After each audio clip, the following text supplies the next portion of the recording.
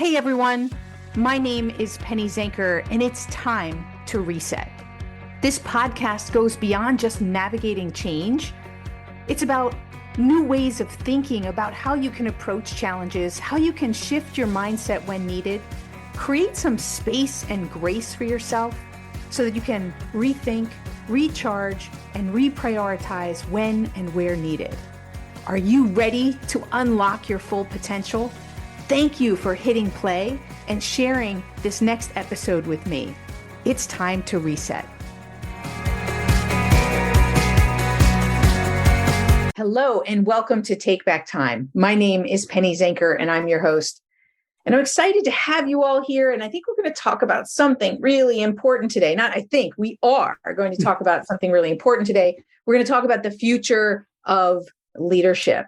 We have our expert today, which I always have an expert here for you guys. And her name is Laurie Battaglia. She is the CEO of Aligned at Work, a leadership development consultancy firm with an emphasis on diversity, equity, inclusion, and belonging.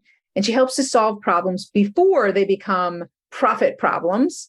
As a strategic advisor and executive coach, inclusive leadership consultant, she is on a mission to wake up organizational leaders who think that they can delay the inevitable changes that are already affecting the workplace. So she's been her career has been 35 years that she has worked for some of the largest investment banking companies. Without further ado, Laurie, welcome to the show. Let's get into it. Thank you. Yes, let's. This could be fun.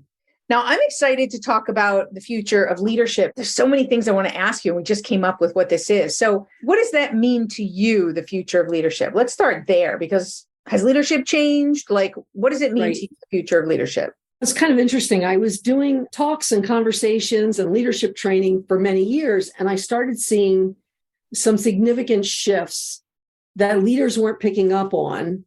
Probably back in 2018, 2019, when I started gathering my statistics for talks that I was giving, and all the signs were there that there were big changes afoot. But I think what really brought it to the top of the heap was that the pandemic set all the wheels in motion to just kind of have this cataclysm come together. So when that pandemic happened, people had time to think. At least those of us that could work from home or work from someplace other than that long commute that many of us have had for many years. I know I did. And suddenly people started to realize that they were in this time of A, having a bit more time to think, maybe.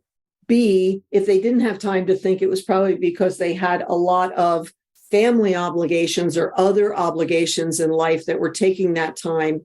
But the pandemic caused us all to have one of those moments like people have when a big sickness hits them or something, and they realize that life could be short. It just sort of elevated things, and it just escalated this thing into something that we couldn't deny any longer, although people are still denying it. I agree with you 100%, is that the pandemic only shined a light and amplified the existing problems that we already had. Yes. But I want to go back to something that you said. You said there were big changes coming, talking about leadership. What do you think are the fundamental changes in leadership? And I don't know how you've researched this in the past or whatnot, but I'd be curious of the different phases of leadership and where we've been and where we're going. Let's talk about that. When I started putting the information together, part of it was just gathering from my own listening to people and hearing them say things and spotting trends, which is something I've had the knack for doing for a long time. Then I went looking for the research to find out, was it true? And yes, it is. And so some of the things that were coming up previous, but then really accelerated, were things like work-life balance, or I like to call it work-life harmony or integration, because I don't think you ever get the true balance. Implies that it's always going to be even. It's whatever you want, but it's time to do things outside of work that you want to do, whether that's time with friends and family and applying it to some hobby or something that you want to do. There's that striving for a life that's more than just work. Mm-hmm. And a lot of us are workaholics or reformed workaholics, one of the two, because that's part of the old culture. So that's part of the old rules of leadership is work, right. work. So there's that. There's also mental health is now at the forefront of conversations. And being a baby boomer, we never talked about that ever. So how do you have that conversation, even if you want to have that conversation? And then I think another big driver has been the impact of social media. People have realized that they are not the only voice out there, that what they've been talking about or what they've been thinking, there's other people around them. No matter what side of any argument you're on, there's other people that think like you think. And when that community of like-minded people gets together, you realize that there's some strength in this and that maybe you're not the only voice out there. So I think leaders have had to all of a sudden adapt to this big thing where people are suddenly thinking about their jobs in life differently. They're talking about mental health issues. They're talking about social media.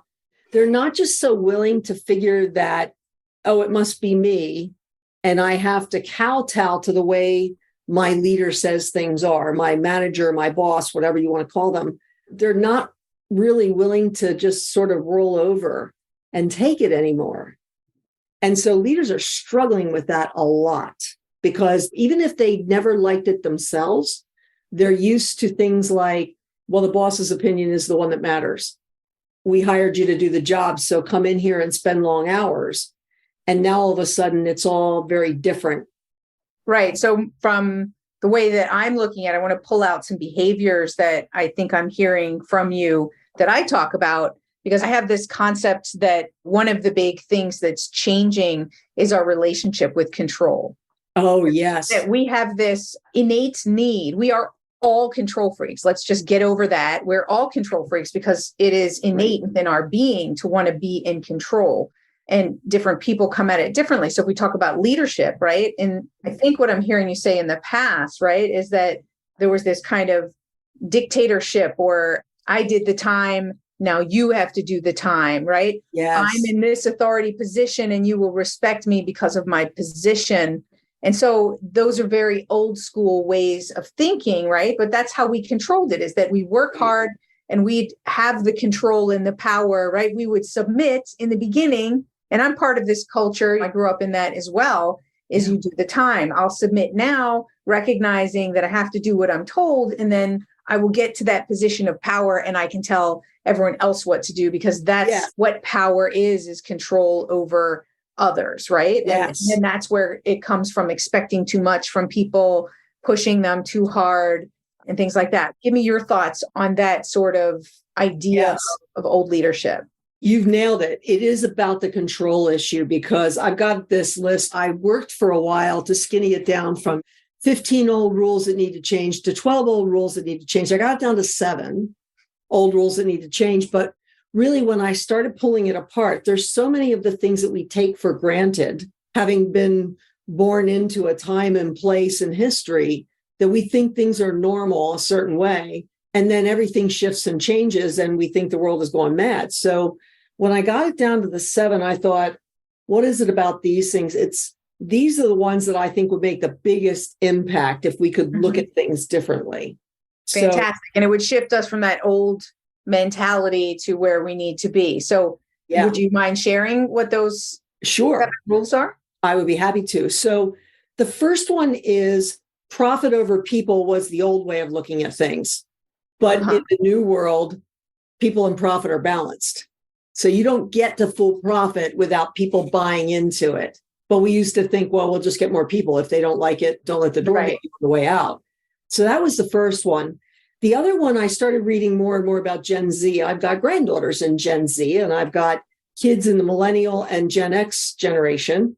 So I kind of have the full scale all adapted here. But on the old rules, work was like a place that you went to and a thing that you did, or a vocation that you did. But in the new world, it's something that you do, but you could do it from anywhere. If you think about people that are in the younger generations, they're all laptop and phone and pad driven. So they can do that from any place at all. In the old world, we wanted people to dedicate their lives to the company. But in the new world, we talk about this work-life harmony. So how do we build this life where work and life are in harmony to whatever kind of music we want it to be for us? And then the fourth one is, in the old world, the boss was the boss and their opinion was the only one that mattered.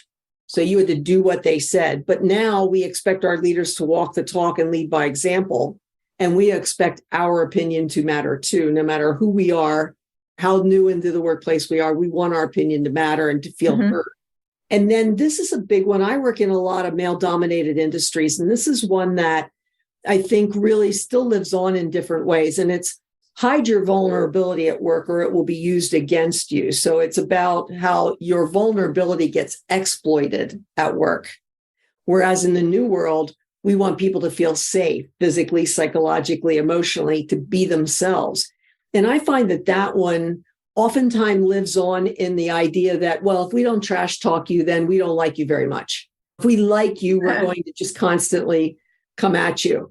And people buy into that. I think first they're put off by it, then they get used to it, and then it just starts to happen. So that's a big shift. And then two more, you've got one chance, one role to make it in the old world. But in the new world, assuming that the company is big enough to have the opportunities, if the role isn't a fit for your strengths and skills, let's find something that fits better. Let's give you an opportunity to try something rather than just tossing out the employee and having to start fresh. And then the last one is put your head down and get the work done at all costs. That's what we hired you to do. But in the new world, it's lift your head up and align your work with our greater purpose, because people want their organizations that they work for to stand for something, to make some difference in the world. And we're seeing that across generations. Well, I think just to that point, because that's the last one you just said, it's not just the organization that wants that, it's their clients that want that. They want organizations that care, about their employees, that are giving back to the community, and they're going to pay more and they're more willing to purchase from those companies that are doing that. And stock price goes up when you're supporting good things in the world because people come in to support that. Yeah. And I've been at college fairs and I've seen the reaction of the students, right? The line is out the door to talk to the companies that they see have purpose, and the other ones, there's nobody there, right? So you can see that Gen Zers, especially, right, and the millennials are choosing the companies that they want to work for based on what they stand for. Exactly that. And the funny thing is, I feel like when baby boomers were new to the workforce, that they came in with big ideas. But I was just starting to skim an article this morning. I didn't actually get it all read, but it was about, as part of the problem that baby boomers are jealous of Gen Z. Gen Z comes in and says, I'm not doing that, or I'm not doing it that way. And they feel like, as you mentioned before, like I had to earn my dues here. I didn't get to do that. And so there's this, I always say we came in to fight the man and we became the man. So I think there's some of that at play as well. But I think people have wanted purpose for a long time, but never really fully realized that. And now the generations coming in are like, that's a deal breaker for me. They want their companies to take stands on laws and what's going on in the world and political things and religious things that boomer generation did not talk about. Right. And they don't want to sweep it under the carpet and not address how it's affecting people in their everyday lives. Yes. So you're seeing a lot of that. Something that you mentioned that I thought was unique and interesting that I hadn't really thought of was this idea of groupthink, right? That because of social media, because of so much is public, is that there is more power in your thoughts because you can connect with other people who have similar mindsets in different positions or stand for the same thing. And therefore, you're less likely to sweep it under the rug and say, I'll just tolerate it, or you understand that you have a voice. And now we see that with this group think, right? If they call it the Great Resignation or whatever current name it's being called by, people are standing for themselves. And I think there's something to what you said, that it's not that this is really new. They wanted purpose. They wanted to be treated fairly. I mean, who doesn't, right? They feel like they have an opportunity to stand up. And I think that's in our generation that people just didn't, because they were afraid they would lose their job. And there's just not that fear anymore. They're like, I'll get another one somewhere else, or I'll do something else. That's another big shift, is leaving without another job to go to, because who would do that? I can't imagine my World War II parents like, you did what? Right. But they're like, I'll figure it out. they're more resilient in that Yeah, they context, are. right? They'll figure it out. Yes. Especially now, it's interesting, I think, and then I want to come back to, I heard somebody in the pandemic say, oh, the children of today are going to be so much more fearful and withdrawn. And I'm like, yes and no. I mean, we've constantly had big issues going on in the world, right? Right. Whether it's depression, a recession, a war, we've had other types of disease situations, even smaller, but maybe local, mad cow's disease and these other different localized things. Some of them spread wider, but we've always had that. And so it just makes people more resilient. I think it comes back to this point of people taking more control of what they have control over. And that's where we can't lead in the same way. No, it doesn't work. It wasn't good before, but it worked to some degree. Right. But now, like you said, with the pandemic, it's sort of opened up this, forget how you said it, but it's like a Pandora's box got open. You can't close it again. You can't close it. We're not going back. So anybody that's resisting, it's like, we are not going back. We're that's not the way progress and growth and learning works, is you don't go back. We're not going back to that normal. This is our new normal, right? So get used to it. That's it. And that's the message when I go out and do talks. That's the message is, hey, leaders, they're not coming back. You can change or not, but you're going to be very quickly obsolete. And I mentor in a couple of programs. And one of the things that I hear a lot is, my boss is so out of touch. And that doesn't have to do with age as much as it does just not having the experiences that employee's having, and then not trusting that employee's reporting of those experiences, trying to explain it away or trying to mitigate it, or, oh, it's not as bad as you think it is, just trying to do those things. That's not tolerated anymore. Oh, and another thing that I think is really interesting to watch is LinkedIn for a long time, all business all the time. And a while back got a little bit more Facebooky, where we can bring our personal stuff to it, which I kind of like. I can't say that I'm not a fan of where we are now. I don't like when any social media shows me nothing but ads. But if I can see the people that I want to follow, yes. But now the people that are on there are very different in that only a few years ago, I would still talk to people who would say, well, my employer has my sign-on information. And I would say, stop that. That's not for them to have. Yeah. Go change your password. Oh, I can't do that. Now, employees actually have their own personal brands out there, and they're putting their own opinions forward. And sometimes leaders don't like it. Some companies are extremely supportive of it. Others are tolerating it, and some do not tolerate it. And I would say for the ones who do not tolerate it, be very, very careful, because people will find a way, and you will get known as somebody who wants too much control, and you won't be getting the best and the brightest in the organization. If you look at it, right, each one of those points, if you look at where can we let go of trying to control, how will that open us up to what is the future of leadership, what people want today, whether it's their LinkedIn profiles or whether it's where they want to work and how they want to work. There has to be some compromise. I've also found that some of the comments that have been coming on there's been a lot of leadership bashing.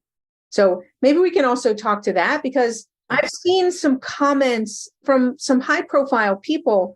And I thought to myself, have these people ever run an organization? Because I was a CEO of my own company, and I built it up and I sold it to a public company. And then I was in a broader, bigger executive role, and I had to be involved in many turnarounds. I had to let people go at times. Me too. I didn't want to, but you have a responsibility also to running the business. And so I'd like you to take a moment to speak to that, to this leadership bashing, and where both sides need to have some understanding in terms of the change. Yeah. I think that it's also not fair to say just because layoffs happen, that's wrong and layoffs should not happen. Right. And I think sometimes it's how you do the layoff, because I've had to be involved in laying people off, firing people at different times in my career. You don't get through it. If you're going to be a leader, you're going to have that happen sooner or later, or some version of that happen sooner or later. And I don't believe in leadership bashing. I think that leadership is more art than science. There's things that you don't want to do. But even if you do it right all the time, it won't be right all the time. And it won't be right for this person. And I don't think you ever want to take your eye off the profit. Having worked in banking and financial services and investment banking for my whole career, you don't want to take your eye off the profit. Right. I've been if you're not profitable, you can't pay your people. Amen to that. And then your whole company goes under. And then what, right? It's not just for the investors. It's for a stable company to make sure that you can deliver the salaries and the bonuses and everything that people are expecting. And if company comes upon hard times, competition comes in and they're no longer competitive, they need to figure out how to shift. And it might mean cutting some costs in areas that are challenging and difficult. And I think too, sometimes when you're cost cutting, there's things that have been going on for a long time that are people's favorites and they just don't want to get rid of them. But on hard times, you got to do what you got to do to keep things running. But there's ways to lead people through those times where you can preserve their dignity, I think is more than anything the big thing, so that they can go on. Because sometimes a layoff is, I hate to say it, exactly what you needed in your life at that time. Sometimes I've seen people who got laid off who suddenly had family health issues and things like, or their own health issues come up. Right. And they've said, like, thank God that I was not working at the time because I never could have managed it. Or it's a kick in the butt to go get something better. But I think that when people just balance on the profit and the stock price and everything, humans get wind of that. They know when they're not being valued. They know when they are being valued, but you don't want to tip it too far either way, where it's all profit, no people, or all people, no profit. Been there, done that, worked at those places. And that's when I had to lay people off. And that's when I had to figure out how to get through those times. But I worked for a savings loan that went under with the government. So talk about no profit and people getting in over their heads and things. It's not a pleasant time. So I think that leaders have a hard job of it. Not easy to be in a leadership position, right? It's not always, it's like being a parent. You can learn certain skills, but there's always new situations that are coming up and they're always different than the last. Like, yes, you've got two kids, they're completely different, right? Right. In the way that this one does not work with that one. Right. Yeah. And that's also the same in our leadership, is that it's constantly changing. So for people who are listening, who are like, oh, you said my leader just doesn't get it.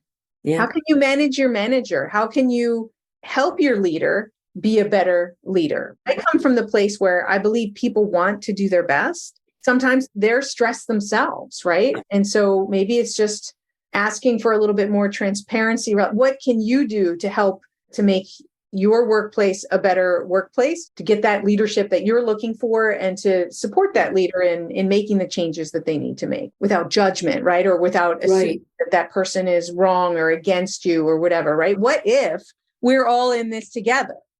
How crazy would that be? What if we all got along? Oh, my goodness gracious. That would be each other a break amazing. Once in a while, right? Yeah.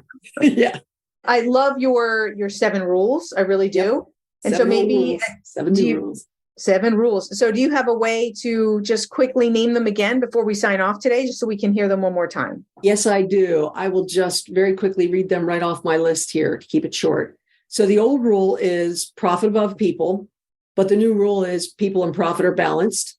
Second one is work is a place that you go to and a vocation that you do in the old world. But in the new world, it's work is something you do from any place in the world.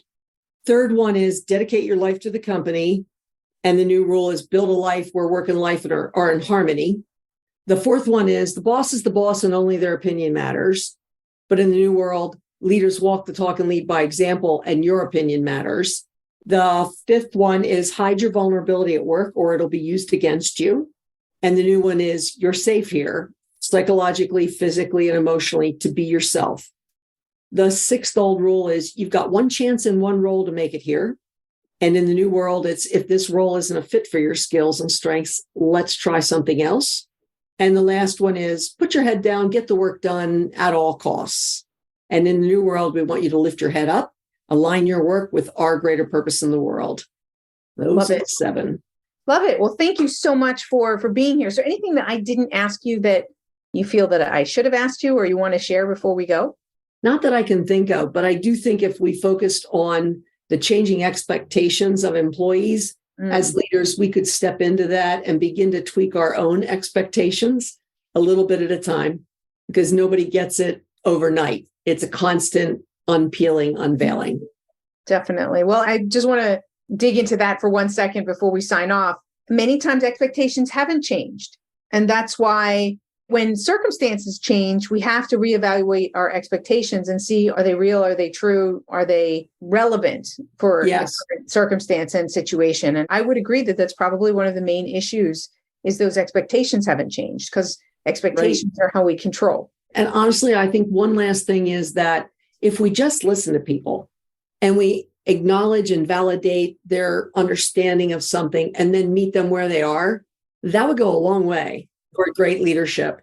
But I think we're coming from our own point of view, and we think debating and arguing about it is probably or explaining it away is probably the thing. And that's when people feel like they're not being valued, they're not being heard. Yeah. And that to me is one of the basic tenets of feeling like you belong. And that's interesting, because that's a leadership principle that is fundamental, tried and true, but like across all generations, is just to listen. Yeah, it's a basic human need to feel heard. Yeah, it reminds me of a dear friend of mine, Dr. Thomas Duncan. He talks about make simple things better. So right? Listening is simple, but somehow there's a gap. Yeah, so exactly. Do those simple things better. Awesome. Well, thank you, Laurie, for being here. I appreciate it. Where can people find out more information about you? Well, you can find me on LinkedIn. I'm all over LinkedIn. So look up Laurie Battaglia, LaurieBattaglia. And I am all over LinkedIn. And they can also go to our website, which is alignedatwork.com. You can see that on the wall behind me. I think that would do it. Laurie@alignedatwork.com is my email address. Reach out. I'm here. All right. Thank you so much. Thank you, Penny.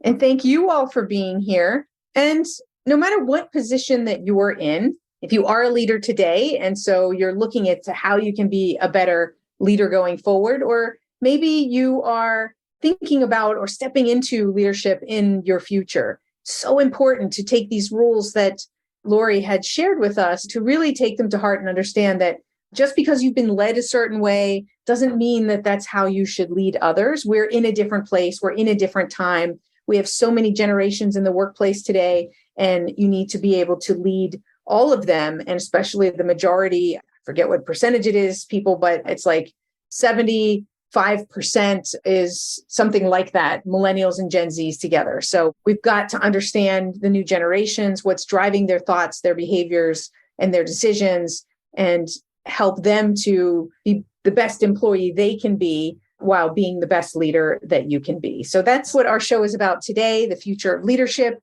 Thank you all for being here again. My name is Penny Zanker, and this is Take Back Time. I'll see you in the next episode. Hey, thank you for spending this time with me. It really means a lot. If you're feeling a little off, distracted, overwhelmed, stuck, or just out of sync, remember that's your signal to reset. And that's all it takes, just recognizing one reset moment at a time. So stay tuned for more tips, tools, tricks, stories, strategies, all here on Time to Reset. We'll see you in the next episode.